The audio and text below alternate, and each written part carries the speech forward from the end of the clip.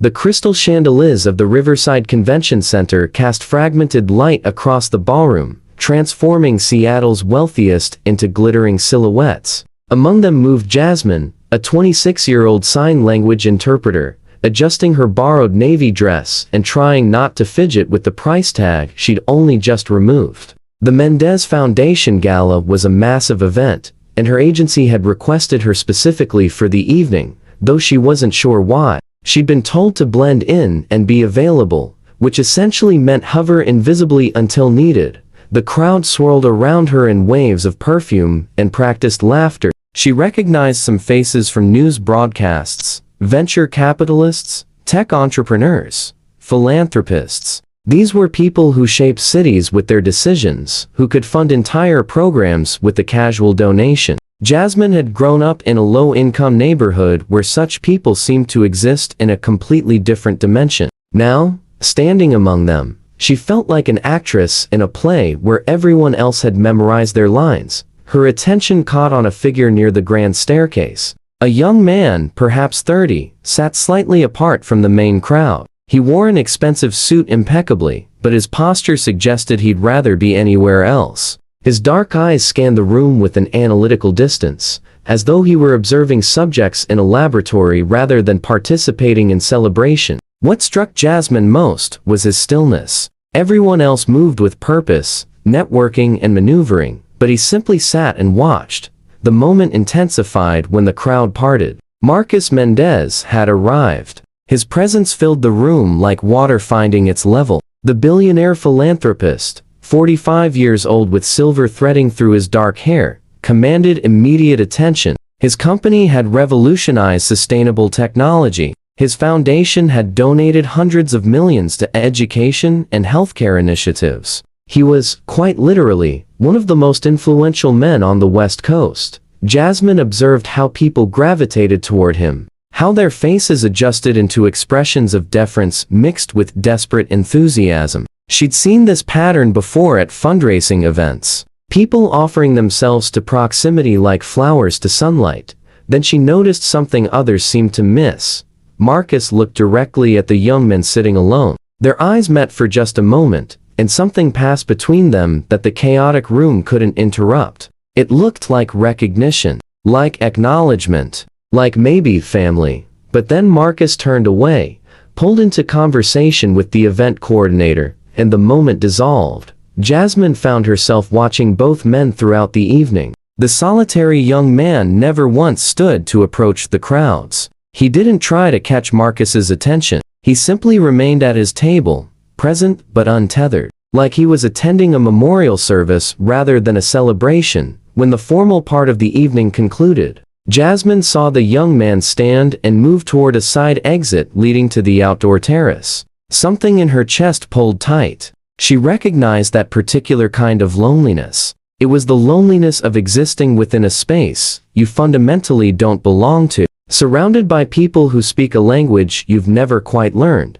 without fully understanding why. She followed. The Seattle night air was cool and clean relief after the heated ballroom. The terrace overlooked the city lights, thousands of them scattered like dropped stars across the darkness. The young man stood at the stone railing, his expression softer out here, more honest. "You came to escape," Jasmine said gently. Not a question. He turned, surprise crossing his features. "Is it that obvious?" "Only if you know what to look for." She extended her hand. "I'm Jasmine. I'm an interpreter tonight, though I haven't actually been needed yet."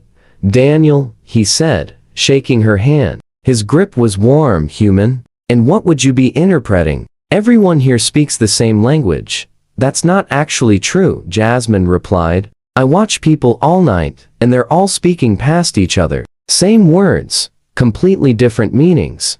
Daniel smiled then, and it transformed his whole face. "That might be the most honest thing I've heard all week." They talked for 20 minutes, and Jasmine learned that Daniel worked in environmental compliance for a large corporation, that he'd been invited tonight by his father's office, that he often felt invisible at these events, despite his name being connected to significant resources. He asked her about herself, genuinely interested, and she found herself telling him things she didn't usually share, how she'd grown up with parents who rarely heard each other, how she'd become an interpreter, not just professionally, but emotionally, always translating between different versions of truth that people couldn't quite express. Someone should teach Marcus to listen, Daniel said unexpectedly. He's so busy broadcasting his vision that he misses what's actually happening in front of him. You know him? Jasmine asked carefully. Daniel hesitated. He's my father. The revelation hung between them like something suspended in amber. Before Jasmine could respond, the terrace door opened and Marcus himself appeared, his expression shifting from surprise to something more complicated when he saw Daniel. There you are, Marcus said, but his eyes remained on Jasmine. I didn't know you were here. And in that moment, standing on a dark terrace above a sleeping city, Jasmine understood that she'd stumbled into something much larger than an evening job. She'd found herself standing at the intersection point where two people spoke completely different languages, and neither knew how to begin translating for the other.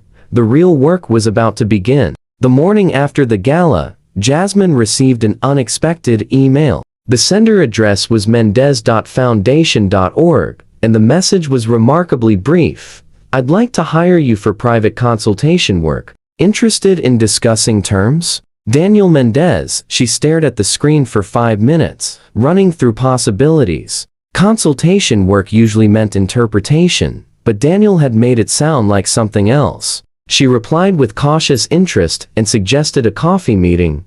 They met at a small cafe in Capitol Hill, away from downtown's corporate density. Daniel ordered an Americano and looked simultaneously relieved and anxious to see her, as though he genuinely worried she might not show. I need to be honest about what I'm asking, Daniel said once they were seated in a corner booth. It's not really about interpretation in the traditional sense. Jasmine waited, letting silence do its work. My father and I haven't had a real conversation in 7 years, Daniel continued. Since my mother died. She was the translator between us, the person who understood both of our languages. After she passed, we just stopped trying. And now, in watching him make decisions about the foundation, about legacy, about what matters, and he's missing something fundamental. He's missing his own son. Jasmine felt the weight of what he was asking. You want me to help you communicate with him. I want you to teach him that communication isn't just about speaking louder or more frequently. It's about actually seeing the person in front of you.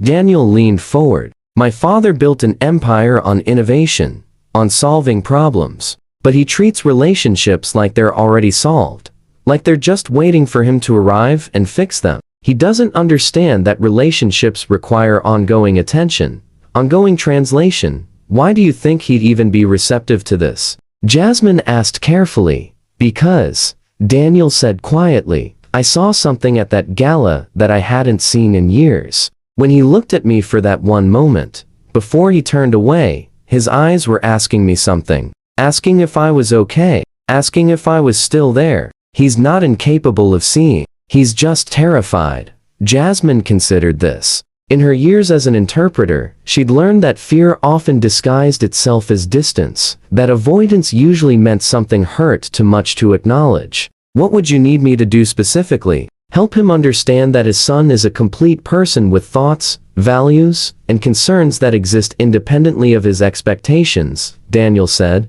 Help him actually listen, not strategize, not problem solve. Just listen. They discussed terms. The compensation was generous enough to cover 3 months of her rent. But more than that, there was something in Daniel's request that resonated with her at a fundamental level. She'd spent her career helping people communicate across barriers. Maybe this was exactly where she was supposed to be. The following week, Jasmine met Marcus at his private office overlooking Elliott Bay. The space was minimalist and expensive, everything positioned with intentional precision. Marcus himself looked surprised to see her, then slightly defensive.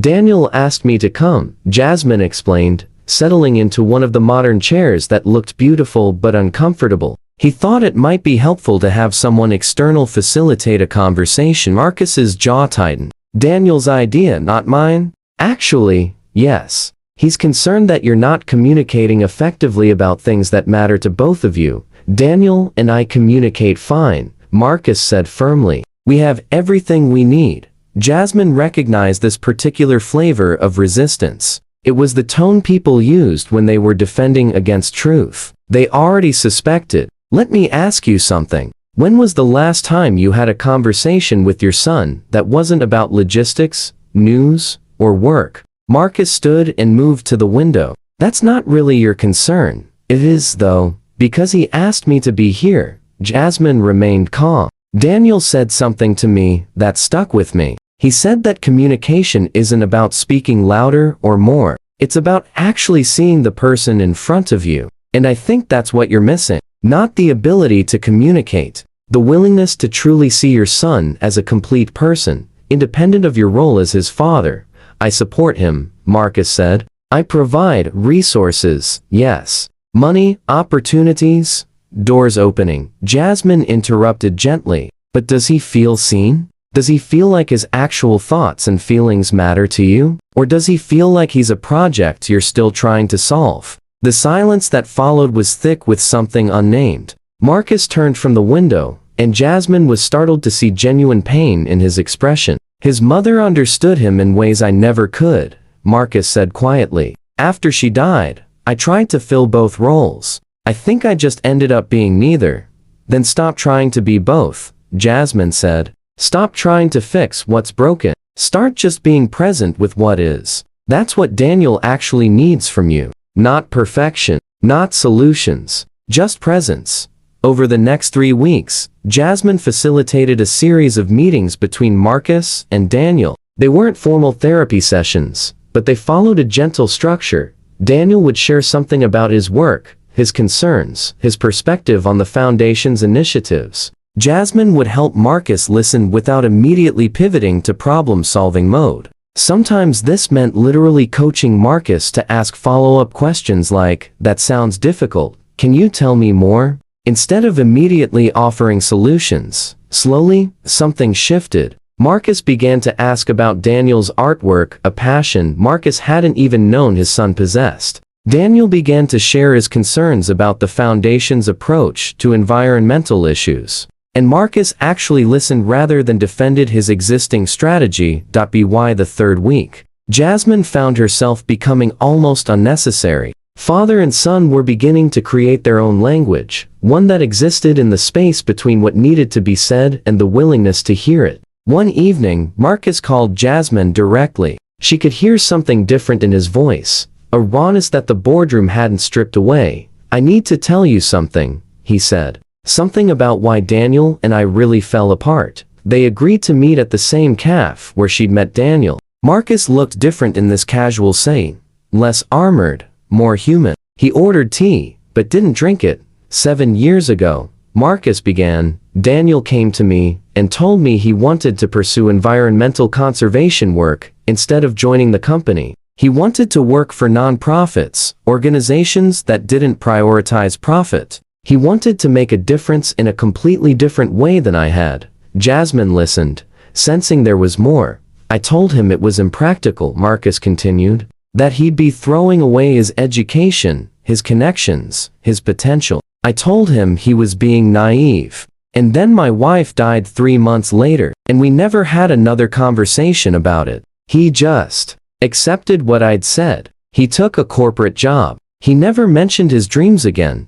Did you ever ask him about it? Jasmine asked quietly. No, Marcus said, his voice breaking slightly. I was too busy grieving, too busy trying to hold everything together. By the time I thought to ask, I'd convinced myself that he'd moved on, that he was happy with his choice.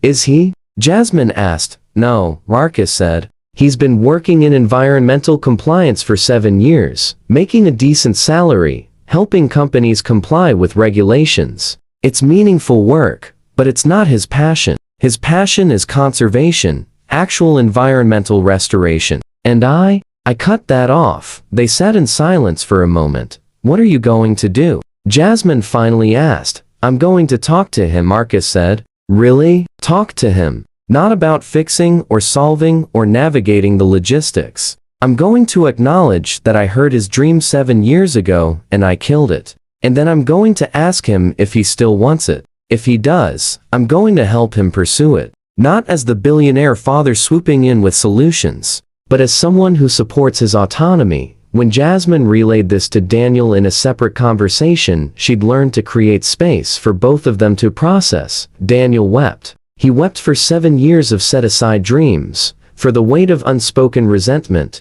for the possibility that it might not be too late.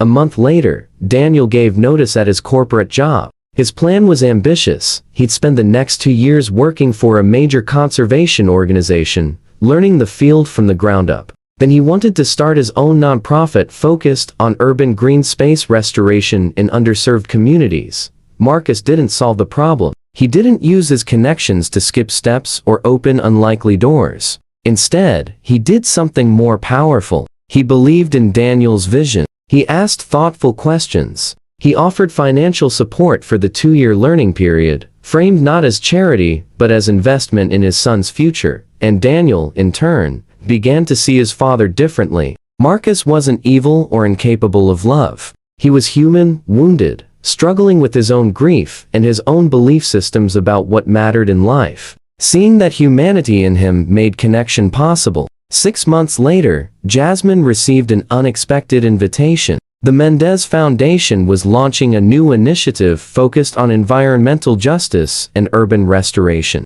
Daniel was being named director, with Marcus as strategic advisor, and they wanted Jasmine to help design the foundation's communication and community engagement approach. She accepted immediately. The launch event, held in a green space that the foundation had just restored in a neighborhood that desperately needed it. Jasmine watched father and son work together. They didn't always agree. There were moments of tension, different perspectives clashing, but they were present with each other through it, genuinely listening, genuinely trying to understand. During his speech, Marcus said something that made Jasmine's heart catch.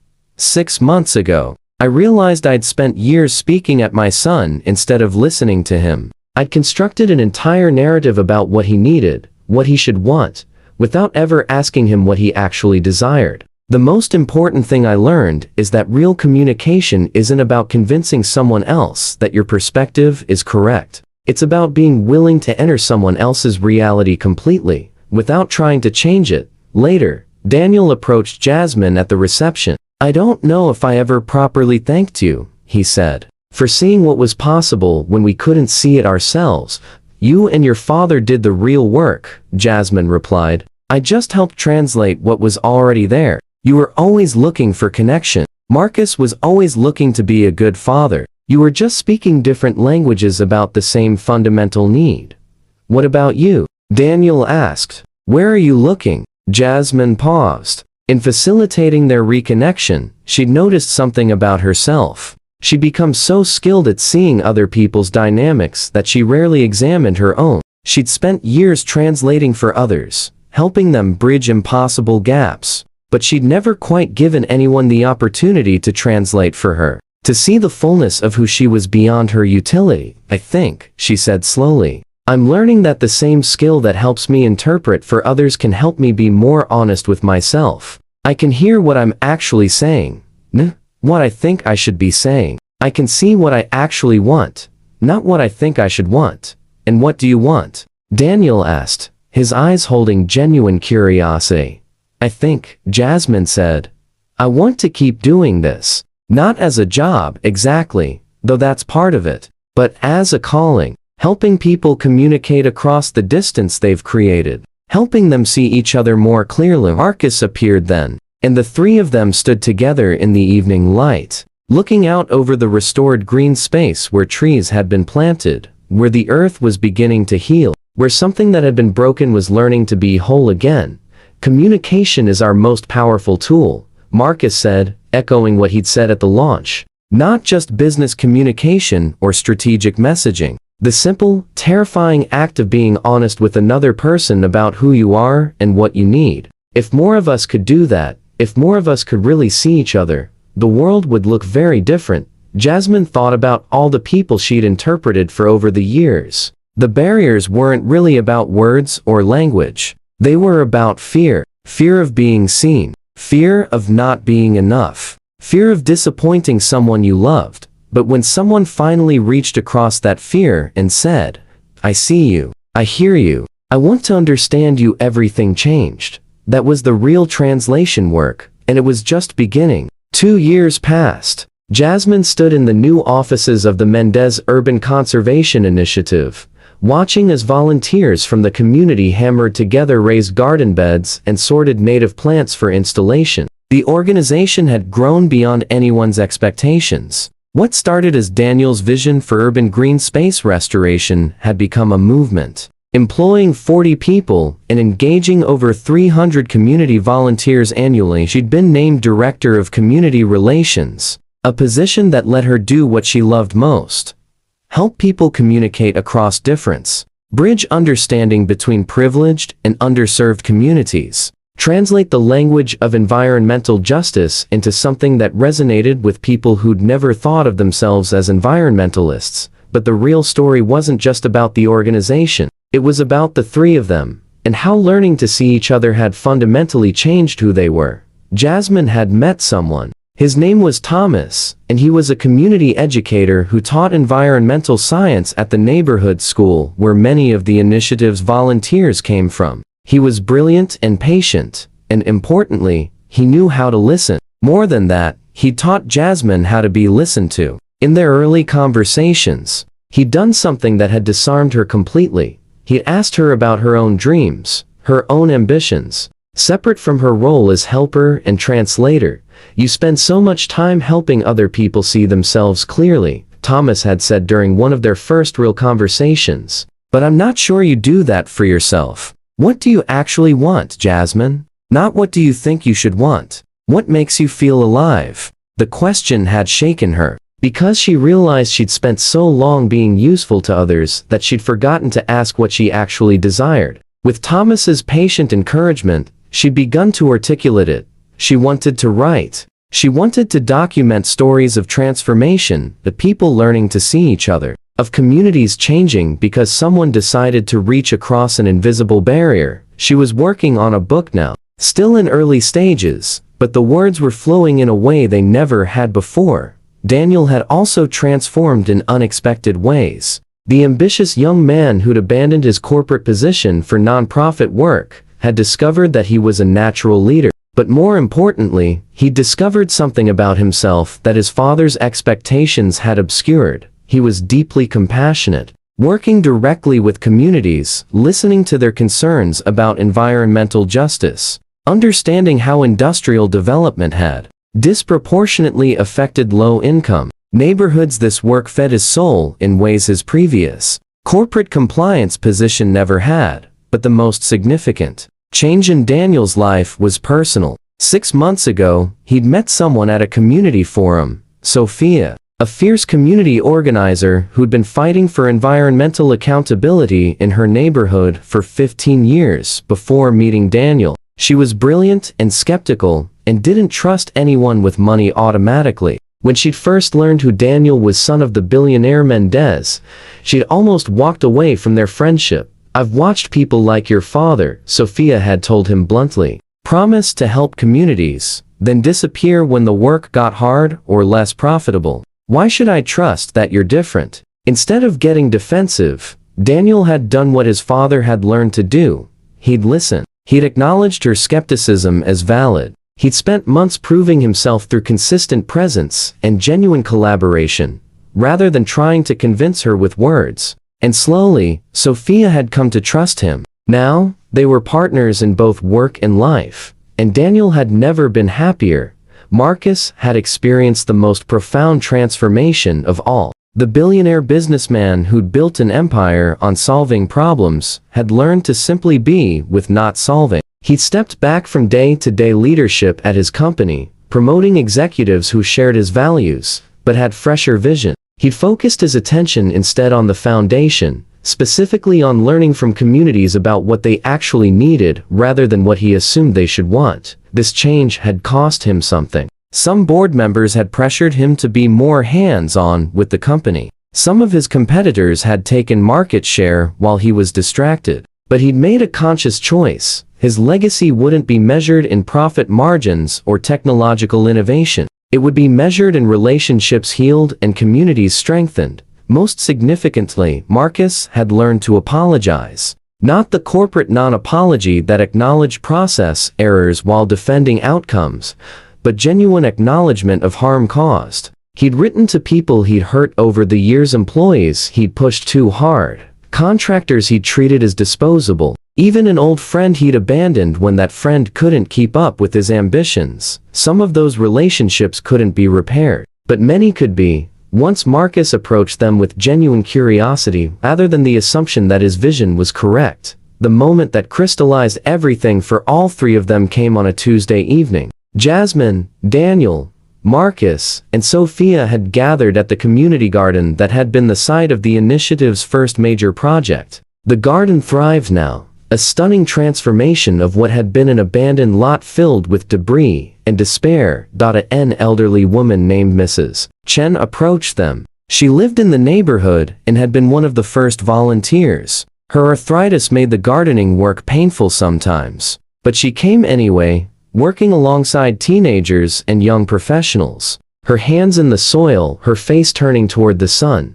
"I wanted to thank you," Mrs. Chen said through Sophia's translation. Mrs. Chen spoke primarily Mandarin, and Sophia had learned enough to help with key conversations. "This garden, it brought my grandchildren back. They weren't interested in anything. Too much screens, too much inside. Now, they come here with me. They want to learn. They ask me questions about plants, about growing things. Their mother says they're different, better, more present." She paused, looking at each of them. "But I also wanted to thank you for something else," Mrs. Chen continued. "I watch how you work together. The young man and his father, the woman translator, the organizer. I watch how you listen to each other. My husband and I were married for 52 years, and we never learned to do this as well as you do. We spoke past each other about so many important things. I see you doing what we couldn't. It's beautiful." After Mrs. Chen walked back into the garden,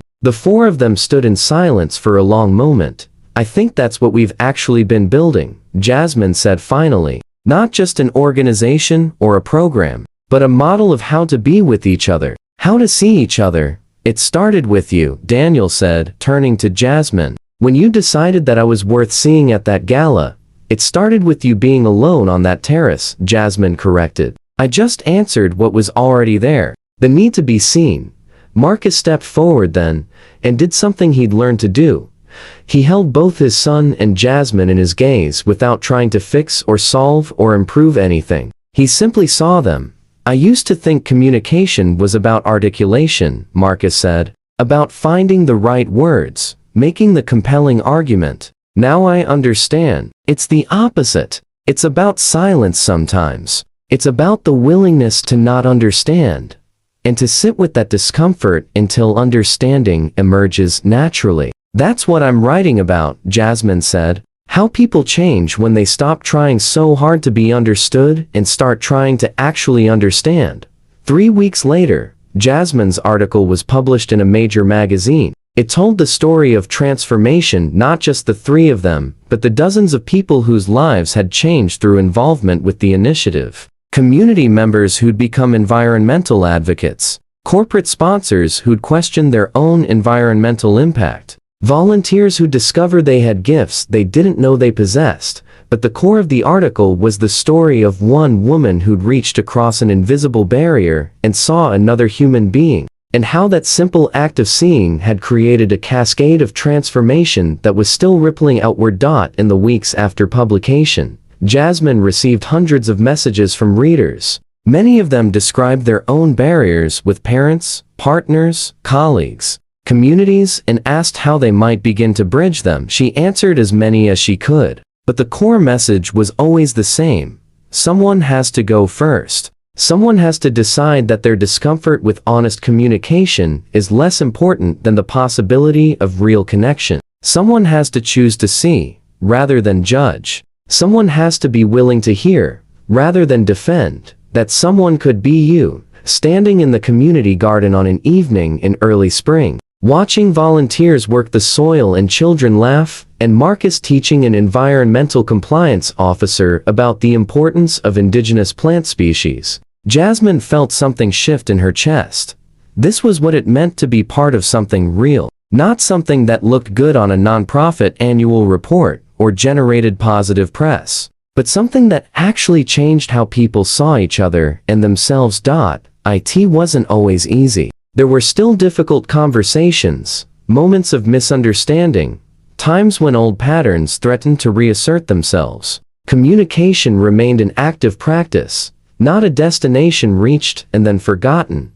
But now, there was something else, too. Evidence that it was possible. Evidence in every garden planted, every volunteer trained, every person who came to see themselves not as fixed and unchangeable, but as someone still becoming, still learning to see and be seen.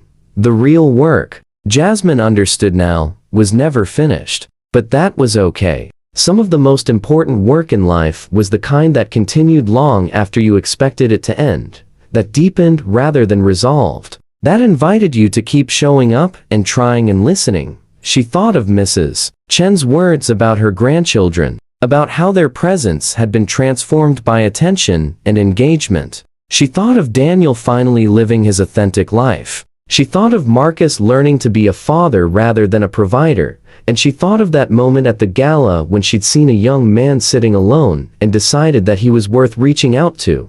One decision, one moment of courage, one willingness to see another person clearly. That was all it took to begin.